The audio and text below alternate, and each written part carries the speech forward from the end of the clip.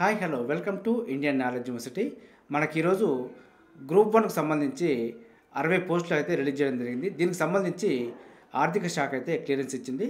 అదేవిధంగా యుద్ధ ప్రాతిపదికన ఫిలప్ చేయాలంటూ కూడా డైరెక్ట్ రిక్రూట్మెంట్ విధానంలో ఫిలప్ చేయాలంటూ కూడా మనకు టీఎస్పీఎస్సీకి ఆర్డర్ కాపీ కూడా పంపించడం జరిగింది.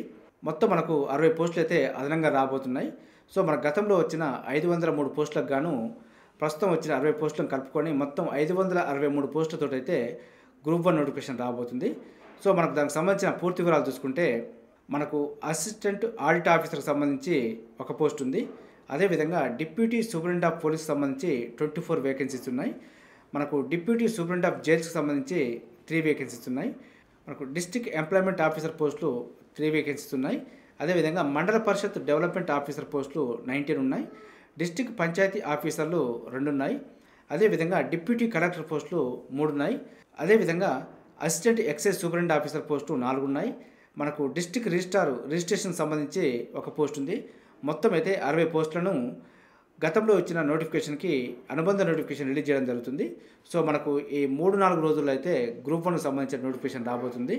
ఇదైతే మనకు గతంలో కొంత నష్టం జరిగినా కూడా ప్రస్తుతం అయితే కొన్ని పోస్టులు కలుపుకొని నోటిఫికేషన్ అయితే రాబోతుంది. సో మనకు గ్రూప్ వన్కి సంబంధించి ఆల్రెడీ కోర్టులో కేసు ఉంది. దాన్ని విత్డ్రా చేసుకునే ఆలోచనగా మనకు ప్రభుత్వం అయితే ముందుకెళ్తుంది. దాన్ని రద్దు చేసుకొని మనకు ప్రస్తుతం ఉన్న గ్రూప్ వన్ నోటిఫికేషన్కి అనుబంధ నోటిఫికేషన్ రిలీజ్ చేసి మొత్తం 563 పోస్టులను అయితే ఫిలప్ చేయబోతుంది. ఎవరైతే గ్రూప్ 2 కానీ గ్రూప్ 3 కానీ ప్రిపేర్ అవుతున్నారో వారు కూడా గ్రూప్ వన్ ప్రిలిమ్స్కు సేమ్ సిలబస్ కాబట్టి మీరు ఎగ్జామ్ రాసే ప్రయత్నం చేయండి. ఎవరైతే ఆల్రెడీ కానిస్టేబుల్ కానీ పంచాయత్ సెక్రటరీ కానీ గ్రూప్ 4 కానీ ఈ క్యాడర్లో సెట్ అయిన వాళ్ళు కూడా మీరు గ్రూప్ 1 ఎగ్జామ్స్కు సాధించే ప్రయత్నం అయితే చేయండి. ఇప్పుడున్న క్యాడర్లో చూసుకుంటే మీరు గ్రూప్ 1 క్యాడర్కి రావడానికి రిటైర్మెంట్ స్టేజ్లో కూడా రాకపోవచ్చు. సో మీకైతే చేతిలో ఒక అవకాశం ఉంది. గతంలో 2011లో వచ్చిన గ్రూప్ 1 నోటిఫికేషను మళ్ళీ ఇప్పుడు మనకు 2024లో నడుస్తుంది.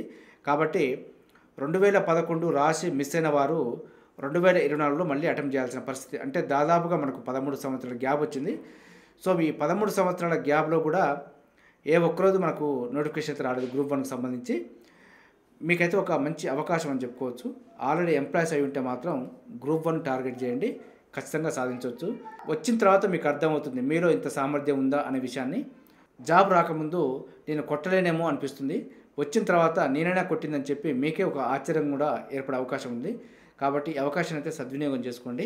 ఇది మనకు గ్రూప్ 1లో అయితే పోస్టులు 60 పోస్టులకు సంబంధించి వివరాలు.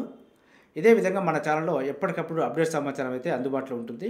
వీటితో పాటు ప్రతిరోజు మార్నింగ్ అయితే కరెంట్ అఫైర్ మరియు విద్యా ఉద్యోగ సమాచారం అయితే రావడం జరుగుతుంది.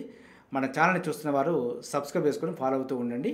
ఈ వీడియో వస్తే లైక్ చేయండి, షేర్ చేయండి, సబ్స్క్రైబ్ చేసుకోవడం మాత్రం మర్చిపోద్దు. Have a nice day.